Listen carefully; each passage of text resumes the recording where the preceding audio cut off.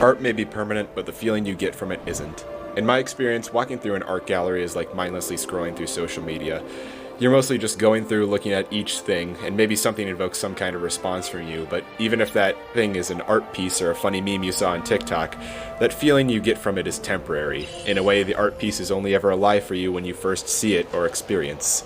And when that experience ends, it drifts into the recesses of your mind, and in a way, it kind of dies. It has no impact on you anymore, and it probably never will again. But there are some things, or pieces of art, that don't quite follow that trend. Some pieces of art stick with you, like the artist was able to perfectly communicate their message to you, and that message resonated with you.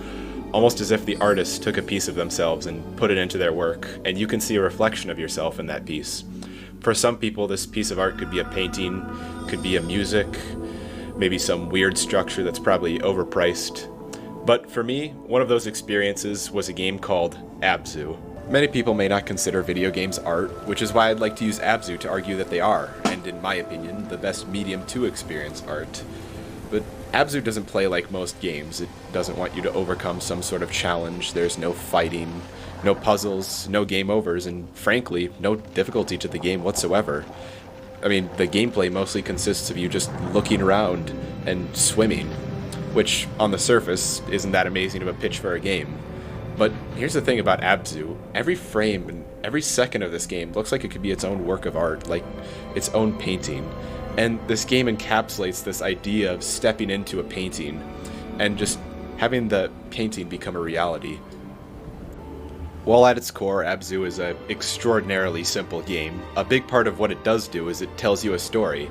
And I believe that's probably one of the most important parts of the game, because I have no idea what the story in this game is about. As you swim around the game, you see destroyed structures of a fallen civilization, odd drawings on the wall that seem to tell a story, and the game doesn't fully piece it together for you. You can come up with a lot of ideas, but you don't 100% know. Also, you need to end up swimming to these 4 gates in the game, and activating each one releases some kind of new animal into the ocean. And I have no idea what I'm doing in this story, but I think that's the way it should be. When you look at a painting, there's an arrow next to it that says, hey, this painting is about this, and blah blah blah. You as a person are left to decipher the meaning for yourself, and even if that meaning that you come up with isn't what the artist intended, that's okay. Art doesn't have to be limited to one feeling or emotion. It should be allowed to celebrate multiple ideas through this feeling of interpretation. Over the course of an hour and a half, Abzu is able to show you these feelings of happiness, adventure, triumph.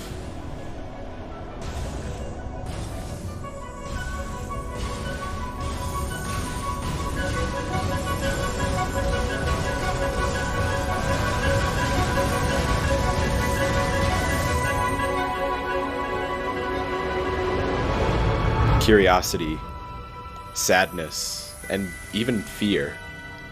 Few other mediums can do this over such a short period of time, but even then I'd still argue that video games have the upper hand.